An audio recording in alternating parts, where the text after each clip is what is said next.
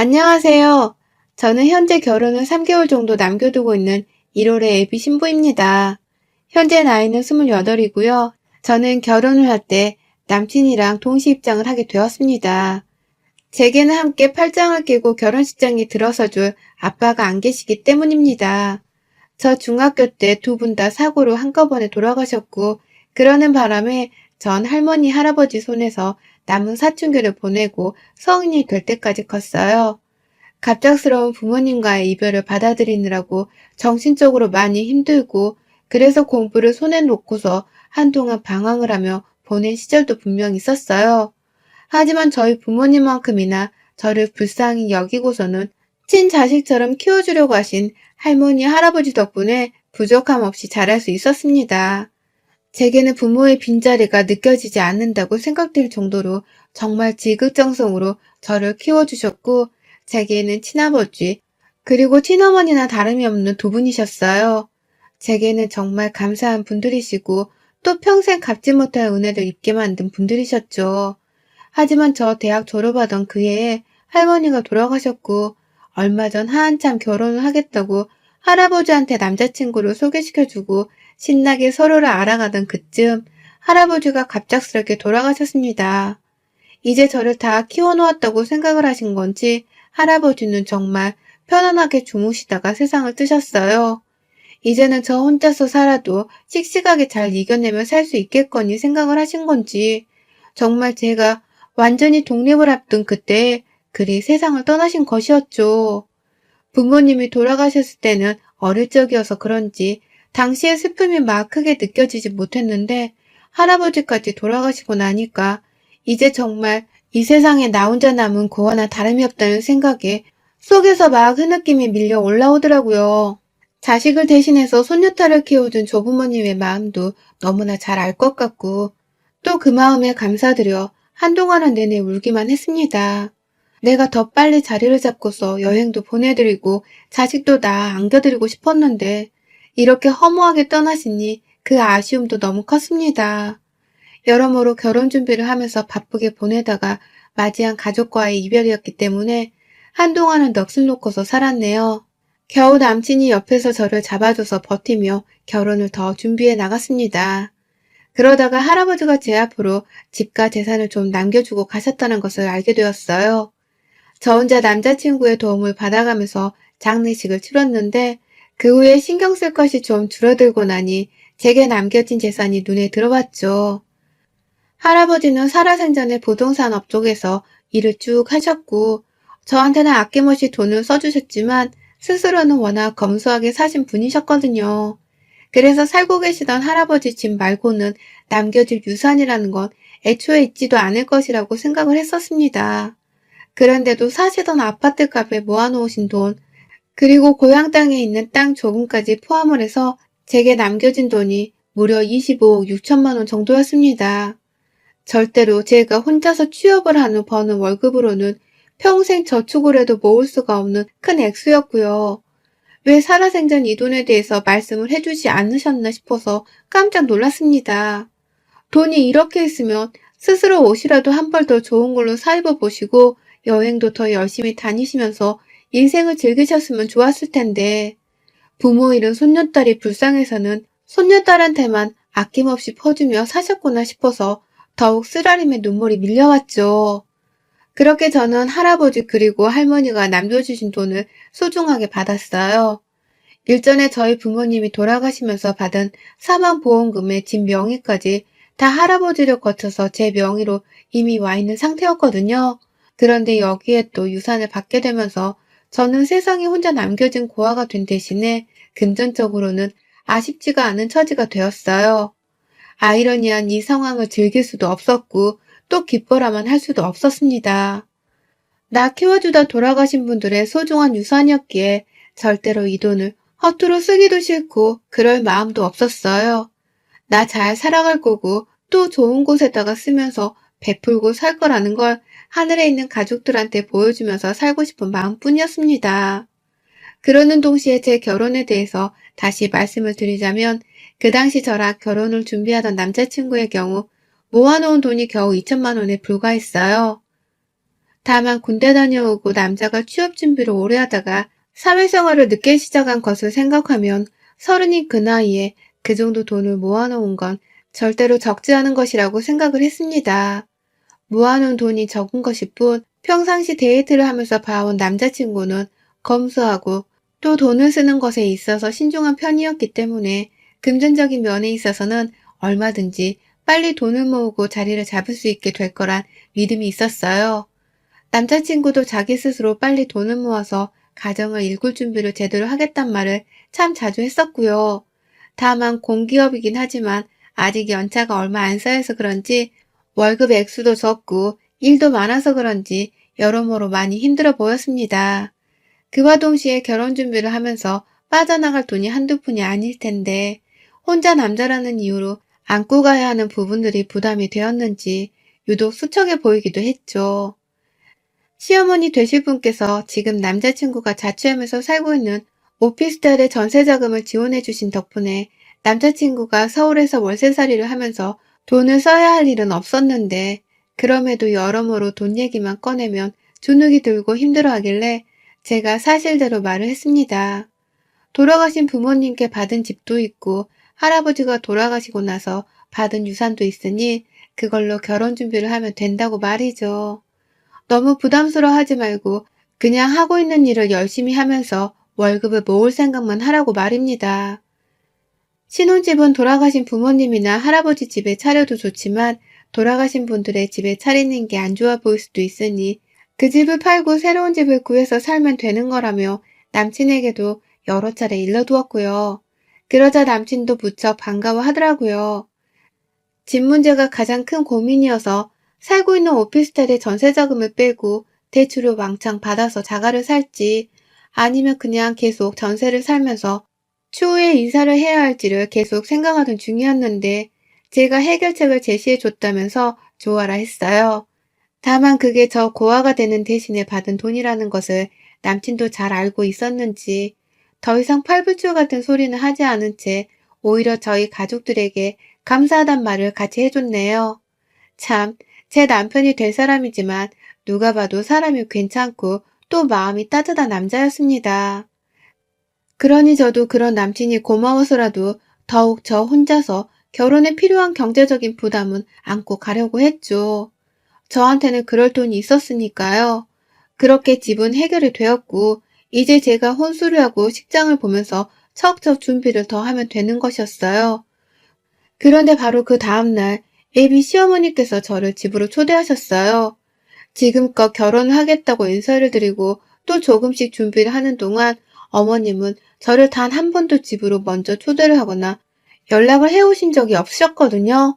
오히려 저를 고아라 미워하고 며느리로 받기를 싫어하는 분이셨죠. 저를 미워하고 싫어한다는 티를 직접적으로 낸 적은 없었지만 제가 워낙 어릴 적부터 부모님을 잃고 할아버지 집으로 들어가 살게 되면서 보고 배운 자연스러운 눈치라는 게 있어서 제 눈에는 다 티가 났답니다. 내가 딱 봐도 부모가 없다는 것에서 이미 마음에 안 들었는데 연애를 하는 도중에 할아버지까지 돌아가셔서 남친이 저를 도와 장례식장에서 상을 치를 때 어머님은 주변 사람들이 다 떠나가는가 보구나. 팔자도 참 기구하다 너. 라는 말씀을 하셨어요. 그리고 그 눈빛에는 자기 아들도 곧 이렇게 죽게 만들지 않을까 하는 두려움이 서려 있었죠. 저도 그 눈빛을 너무 적나라히 읽는 바람에 어머니와 저는 눈을 마주볼 수 없었고요. 저에 대해서 그런 마음을 충분히 가지만도 싶었던 나머지 어느 누구에게도 힘들다는 하소연을 해보지 못했습니다. 나 같아도 멀쩡한 아들이 부모 잃고 하나 남은 가족까지 잃은 여자애랑 결혼을 하겠다고 데려온다면 한 번쯤은 그러지 말라고 뜯어 말릴 것 같았거든요. 그러니 최대한 애비 시부모님이 나를 더 미워하시게 만드는 일만 없게 하자는 마음으로 가만히만 있으려 했어요. 그러다가 남친을 위해서 제가 직접 받은 유산도 결혼자금에 써보려 했고 남친이 좋아라 하는 만큼 저는 어머니도 좋아해 줄 거라는 기대를 했습니다. 그냥 적어도 제가 꽁으로 자신의 아들에게 시집을 가려 하는 건 아니라는 걸 보이고 싶었어요. 저도 고아이고 부족한 것이 너무 많지만 열심히 살아서 좋은 대학 나오고 좋은 직장에 들어갔고 또 그래서 좋은 남친 만나서 제게로 귀하게 장가오게 하겠다는 마음이 컸습니다.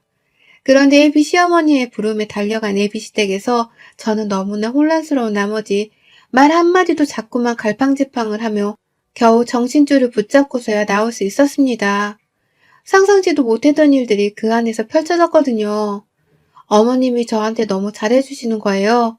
제가 집 안에 들어가는 순간부터 저한테서 가방을 받아주질 않나 선물이라면서 사간 디저트 세트를 아 이거 뭐 이런 것까지 라고 하면서 임금님이 하사하신 선물인 것 마냥 귀하게 받아들이질 않나. 여러모로 제가 알던 어머님의 모습과는 많이 달라 보였습니다. 일전에 집으로 인사를 드리러 왔을 때에는 제가 들어와도 본체먼지 하면서 부엌에 가서야 제가 어머님과 눈을 맞추고 인사를 할 수 있었거든요.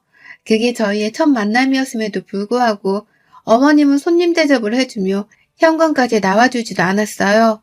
당시 제가 과일 바구니를 사갔었는데도 과일은 물러지면 날파리만 날라드는데 뭘 이런 걸 사오냐면서 괜한 핀잔을 주기도 하셨던 분이셨죠. 그 정도로 저한테는 살가운 모습보다는 냉정하고 또 귀찮아하는 모습을 더 많이 보이던 분이셨는데요.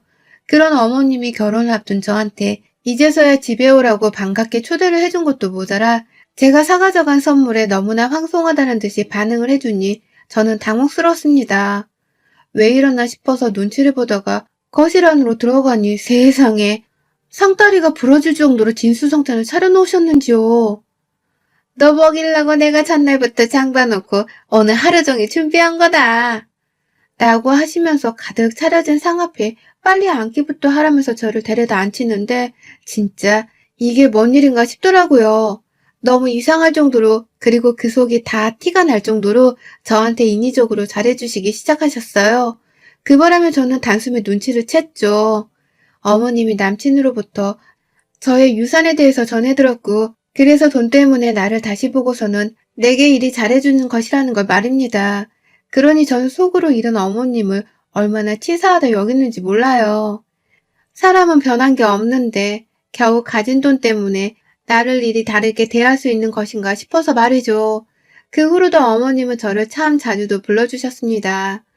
저희가 결혼 준비를 하느라 퇴근하고서도 여기저기 돌아다니며 예약 잡고 상의하고 하느라 늘 바쁜 일상을 보내던 중이었는데요. 처음에는 남친한테 전화를 해서는 옆에 제가 있으면 집으로 빨리 데려와서 밥이라도 먹이고 보내라며 부르더니만 언젠가부터는 저한테 직접 전화를 또 해서는 집에 오라며 며느라 라고 미리 호칭부터 부르기 시작하셨어요. 참 볼 때마다 너무 인위적으로 저한테 잘해주는 게 티가 났는데요. 저도 참 부모 없고 가족 없이 살게 되어 마음이 외로워진 건지 그런 가식적인 어머님의 지극정성 모습을 봐도 그저 고맙다고 넙죽 받기만 했습니다. 나한테 또 이리 잘해주실 어머님이란 존재가 어디 있을까 싶어서 그냥 그 목적이 돈 때문이더라도 사랑만큼은 넙죽 받고 싶었어요. 그래서 어머님이 옆집 이웃들이나 자기 친구들 얘기를 꺼내며 걔는 엊그제 만났더니만 온몸에 명품을 휘감고 나왔더라. 집에 며느리가 하나씩 사준 걸 가지고 나왔다던데 얼마나 부러워 보이던지.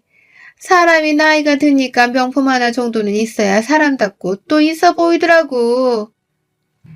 라는 뻔한 얘기를 자꾸만 할 때에도 저는 모른 척 그냥 명품 가방을 실제로 사드렸어요. 그렇게 비싼 건 당연히 아니었고 그냥 하나 사드리면 더 이상 명품 얘기를 하면서 다른 집 며느리랑 저를 그만 비교하실 것 같아서 입막음용으로 사드린 것이었습니다. 하도 명품 거리시길래 설마 그러고 나서 또 가방 얘기를 꺼내시진 않을 거라 생각을 한 거죠. 하지만 어머님은 그 후로도 저를 집에 불러내서 밥을 들면서 꼭 한 번씩은 누구는 뭘 샀다 혹은 누구는 어딜 여행으로 다녀왔다더라 라는 식의 남과의 비교를 해드셨습니다. 그리고는 꼭 저한테 그걸 다 해달라는 식으로 지그시 쳐다보면서 말씀을 하셨죠. 나도 그런 거 좋아하는데 라고 말이죠. 듣다 환장할 지경이었고요. 내 가족이 돌아가시고 나서 남긴 그 소중한 돈을 자기 하고 싶은 것에 쓰게 해달라고 조르는 이 어머님의 심성이 참 기가 막힐 노릇이었습니다. 한 번 가방을 사줬는데도 이젠 더 배가 불러서는 당당하게 하고 싶은 것이나 가지고 싶은 걸 요구하는 그 자세가 계속 눈에 거슬려 가던 중 저는 어머님의 끝판왕 진상짓을 직접 목격하고 말았어요. 지난 개천절이 있고 대체 공휴일이었던 그날 남친이랑 밖에서 만나 데이트를 좀 하고서는 신혼집 문제로 계속 상의를 할 것이 있어서 카페에 앉아 한참 얘기를 나누고 있었는데 아니나 다를까 어머님이 전화를 해오셨더라고요. 너네 데이트하고 있지? 집에 가기 전에 우리 집에 와서 밥 먹고 가. 라고 하면서 저를 또 부르더라고요. 이번엔 또 뭐가 가지고 싶다며 계속 졸라대실까 싶었던 나머지 처음에는 그냥 피곤하다 말을 둘러대고서는 안 가려고 했어요. 그런데 어머님이 절 위해서 특별한 걸 준비했다며 아주 신나하며 부르더라고요. 그래서 하는 수 없이 알겠다고 대답을 하고서는 벼랑간 티를 내지 않은 채 남친과 함께 집을 찾았습니다. 집에 들어가니 어머님은 역시나 또 저를 위해 준비했다면서 상다리가 휘어질 정도로 밥상을 차려놓으셨더라고요. 그리고는 절 위해 준비했다고 하더니만 겉절이 김치 하나를 가져오더라고요. 배추 몇 개 자르고서 고춧가루 양념을 비벼놓기만 하면 되는 그 겉절이 김치를 말입니다. 전 또 뭐 대단한 걸 준비해 주신 줄 알았더니만 저를 집으로 불러내기 위해서 어머님이 그냥 없는 소리까지 지어내가면서 절 위해 준비한 거라며 꼬드겨서는 불러내신 것이었더라고요. 순간 빈정이 확 상해버렸죠. 그 겉절이는 어머님이 가장 좋아하시는 반찬이거든요. 저를 위해 준비한 게 아니라 본인을 위해 준비한 메뉴였던 것이죠. 이번에 또 뭘 가지고 싶으시길래 나를 이렇게까지 불러낸 건가 싶어서 얘기나 들어보자면서 밥을 일단 먹기 시작했어요. 그러다가 어머님은 피부가 처지는 게 너무 보기 싫다면서 보톡스에 관한 얘기를 자꾸만 밥상 앞에서 꺼내셨고요. 자기 친구들이 이번에 하러 간다는데 자기도 같이 하러 가고 싶은데 돈이 없다면서 그걸 또 저를 보면서 적나라히 말씀을 하더라고요. 그 표정이 너무 꼴불견이어서 일부러 남의 얘기를 듣듯이 시선을 피한 채로 국을 먹다가 급기야 제가 국을 바지에다가 흘려버리게 되었어요. 놀래선 자리에서 일어나다가 밥상에 무릎 짚고서는 반찬 하나가 더 떨어졌고요. 그 바람에 제 면바지는 완전히 맑은 국에 시뻘건 반찬 국물까지 범벅이 되어버렸어요. 그리고는 바로 어머님께 양해를 구하고는 아무 바지나 달라고 해서 입으려 했죠. 어머님도 호들갑을 떨면서 우리 며느리 바지 어떡해! 라고 하면서 바로 방으로 달려가서는 새로 입을 바지를 내어주셨고요. 그래서 저는 혼자 애비 시부모님의 안방으로 들어가 옷을 갈아입고 내가 지금 뭘 하고 있는 건가 싶어서 한심스러웠던 나머지 안방에 있는 거울을 그냥 멍하니 쳐다보고 있었는데요. 순간 제 눈에 종이 하나가 들어오대요. 정말 별 생각 없이 거울 앞 작은 선반 안에 껴있던 그 종이를 손으로 끄집어 냈습니다. 마치 나한테 보라고 꺼내어져 있는 종이인 것만 같아 도무지 그냥 지나칠 수가 없었죠. 그리고 저 부들부들 거리는 손으로 그 종이를 아주 산산조각으로 찢어버리고야 말았습니다. 그 종이에 글쎄 어머님의 버킷리스트가 적혀 있었어요. 그리고 그 종이의 가장 상단에는 25억 6천만 원이라는 액수의 금액이 아주 큼지막하게 적혀 있었고요. 25억 6천만 원. 이 흔하지 않고 그렇다고 맞추기 쉽지도 않은 이 금액은 바로 저희 할아버지가 저한테 남겨주신 유산과 정확히 일치를 하는 금액이었습니다. 제가 남친한테 말을 해준 그 금액이었어요. 그런데 그걸 역시나 최근 들어 저한테 잘해주다 못해 아주 아부를 부리셨던 어머님이 알고 계셨더라고요. 그리고 그 금액을 종이에다가 적어놓고서 내 돈임에도 불구하고 자기의 버킷리스트를 하는 데에 쓰겠다면서 요목조목 돈 들어가는 일들을 하나씩 적어놓으셨더라고요. 세계 여행을 하는 건 당연했고요. 저조차도 한번 가본 적 없는 몰디브부터 시작해서 괌, 피지 등 신혼여행지라고 불리는 휴양지는 죄다 적혀 있었고 각종 브랜드 가방의 이름과 색상 그리고 사이즈까지도 아주 세세하게 적혀 있었습니다. 그 중에는 가지고 싶다고 하도 말씀을 해서 제가 사드렸던 그 가방도 적혀 있었어요. 그리고는 그 가방 위에는 목적을 달성했다는 것을 증명하듯이 새빨간 매직으로 일직선이 그어져 있었고요.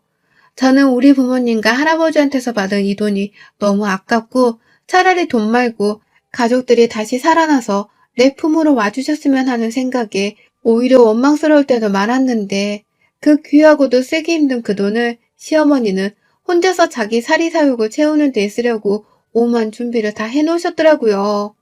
저조차 처음 들어보는 명품들의 다이아몬드 반지랑 목걸이 세트도 하나 있었고 그 돈 모자라 하나 있는 지 딸 결혼식에 쓸 돈까지 저한테 부탁을 하려고 하는 건지 서희 결혼자금이란 목록까지도 적혀 있었답니다. 대충 옆에는 금액까지 생각을 미리 하신 건지 3천에서 4천 정도라는 글자가 새빨간 펜으로 적혀 있었고요. 이쯤 되니 시어머니가 너무 무섭더군요. 나를 며느리로 보는 게 아니라 그냥 이 집 구석에 마지막 남은 돈줄, 동아줄 정도로만 생각을 하시나 보다 싶었습니다. 당연히 만정이 다 떨어졌고 더는 시어머니를 마주보고 싶지가 않았어요. 그렇다고 내 남친하고는 헤어지는 게 죽기보다도 싫었고요. 산산조각으로 찢어버린 종이를 모아서는 그걸 들고 거실로 나가 바로 남친에게 종이 쪼가리들을 던졌어요. 이게 다 뭐야? 내 유산으로 뭔 짓을 하려 한 거야? 라고 하면서 시어머니가 아닌 남친에게 쓰레기 같은 놈이라는 욕을 내뱉으면서 온 책임을 물었습니다. 설마 어머님이 이런 거 쓰셨을 리가 없다는 자세로 남친에게 애꿎은 화를 내면서 어떻게 우리 가족 죽고 나서 받은 유산으로 이딴 거 살 생각을 해? 네가 사람 새끼야? 라고 하면서 마구 욕을 날렸어요. 밥도 더는 못 먹겠고 이 결혼도 도저히 믿음직스럽지 못해서 못하겠다고 하며 말이죠. 그러자 남친은 이 종이가 도대체 뭐냐면서 저를 말리는 와중에 찢어진 종이 조각들을 맞추려고 했고요. 종이를 딱 절반 가까이만 맞춰보다가 눈치를 챈 건지 하는 탄식을 하대요. 그리고는 바로 제가 아닌 자기의 엄마를 째려봤습니다. 이런 목록이 적혀있는 줄은 남친도 몰랐던 건지 엄마, 이게 다 뭐야? 남의 돈으로 찌질하게 이게 뭐하는 짓이야? 몰디브, 루이비, 진짜 엄마 나 쪽팔려 죽는 거 보고 싶어서 이래? 라고 하면서 급기야 어머니께 괴성을 지르더라고요. 이게 어떤 돈인데 이걸로 명품을 사재끼겠다는 생각을 했냐며 말이죠. 자기도 집 해준다고 하는 거 고마워하면서 눈치 보고 있었는데 엄마가 왜 우리 사이에 회방을 놓냐며 막 화를 내다가 다시 저한테는 미안하다고 자신은 전혀 모르는 일이었다면서 열심히 사과를 했어요. 그리고는 저는 그저 인정사정 없이 끝까지 연기를 하면서 남친한테만 화를 냈죠. 네가 뭔데 남의 유산으로 지출 리스트를 만들어? 거지 새끼도 이러지는 않는다. 남의 돈 가져다가 왜 네 하고 싶은 걸 하겠다 생각한 거냐고. 이게 네 돈 같아? 내가 남편 해주고 가족 행세 해주니까 내가 벌써 네 가족이고 내 돈이 벌써 네 돈인 줄 알지? 나 이 결혼 못해. 사기꾼 같은 너랑은 더럽고 불결해서 이 결혼 못해. 라고 하며 시어머니를 한번 쓱 째려보고는 집을 박차고 나왔어요. 그러니 어머님은 아이고 며느라 라고 하면서 저를 또 며느리라 부르며 버선발로 절 따라 뛰쳐나오셨고 뒤에서 남친이랑 시아버지까지 우르르 저를 붙잡겠다고 뛰쳐나오셨는데요. 제가 누구한테 자꾸 며느리라고 하시는 거예요? 제가 왜 벌써 아줌마 며느리예요? 라고 윽박을 질렀어요. 그러자 어머님은 그 자리에서 아줌마 소리가 퍽 충격이었는지 딱 일시정지를 하셨고 급기야 남친은 엄만 좀 들어가 있어. 불난 집에 부채질 그만하고 라면서 시어머니를 집 안으로 돌아 밀쳐버리는 바람에 시어머니는 정말 종이 한 장이 바람에 흩날리듯 제 눈앞에서 사라졌어요. 그리고 남친은 놀면서 저를 내내 따라왔고 자기는 몰랐는데 엄마가 그런 생각을 한 것에 대해서는 미안하다며 다시는 제 돈에 그딴 흑심을 품지 않게 만들겠다며 애원을 하더라고요. 이렇게 애원을 하니까 한 번만 용서를 해주라면서 말이죠. 저는 그 말에 당연히 남친을 믿었지만 그럼에도 그냥 머리가 너무 지끈거리니 다음에 얘기를 하자 하고서는 도망치듯 집으로 왔습니다. 아마 그날 애비시댁에서는 남친이랑 어머님 사이에서 아주 난리가 났을 텐데요. 저는 그냥 다 귀찮고 마음 아프다며 핸드폰 전원도 꺼버렸어요. 신경도 쓰고 싶지 않은 어머님 생각으로 머리를 지끈거리고 싶지 않았으니까요. 그리고 저 바로 어제 시어머니로부터 명품백을 환불받았답니다. 시어머니가 남편 손에 이끌려서는 저희 집에 찾아오셨어요. 저한테서 받아갔던 그 명품백을 종이백까지 고이 가지고서는 환불해달라면서 도로 가져왔더라고요. 그러면서 자기가 잠시 돈에 눈이 멀어서 그런 목록을 적어놓은 거고 절대로 자기 아들은 잘못한 것이 없으니 용서를 해달라며 비는데 솔직히 순간 마음이 흔들리긴 했습니다. 이대로 그냥 남친이랑은 결혼을 쭉 준비해야 하나 싶기도 했어요. 그런데 사람이라는 게 결혼을 하고 가족이 되는 순간 또 그게 자기 돈이라는 생각을 할지도 모르고 가족인데 한 푼 쓰는 게 그리 아깝냐면서 아쉬운 소리를 할 수 있는 거잖아요. 그래서 괜히 걱정이 되더라고요. 살면서 내가 받은 유산이 허튼 곳에다가 쓰이게 될까 싶어서 말이죠. 그래서 저 한 달이란 시간이라도 제발 달라고 했습니다. 내가 당신들 없어도 잘 살 수 있을지를 알고 싶고 또 그렇게 살아야 하는 건지에 대해서도 생각을 해봐야 하니 한 달이라도 제발 내 눈앞에 나타나지 말라고요. 결혼 준비도 올스탑을 하고 말이죠. 그러니 두 사람은 당연히 안 된다면서 울고 불고 더 매달렸지만요. 결국 저는 그렇게 두 사람을 집에서 내보내고서 한 달의 시간을 가져보기로 했답니다. 어찌 보면 그 시간 동안 내려야 할 결정에 대한 조언을 얻기 위해서 이렇게 사연을 보내기도 한 거랍니다. 제 가족의 목숨값인 그 유산을 사리사욕 채우는 데 쓰려고 한 예비 시어머니, 그리고 제가 여전히 사랑하고 있는 남자친구. 저는 과연 남자친구를 믿고서 이 결혼을 계속 진행하는 게 옳을까요? 아니면 그냥 다 필요 없다고 뒤집어 버리는 게 나을까요? 제 마음은 솔직히 남친이랑은 연애만 계속하면서 차라리 예비 시어머니랑은 더 얽히지 않고서 혼자 더 살아보는 쪽으로 기울어져 가고 있는데 이런 제 결정이 옳은 건지는 모르겠습니다. 결혼생활 선배님들의 조언이 절실해요. 여러분들의 생각은 댓글로 남겨주세요. 오늘도 시청해주셔서 정말 감사합니다.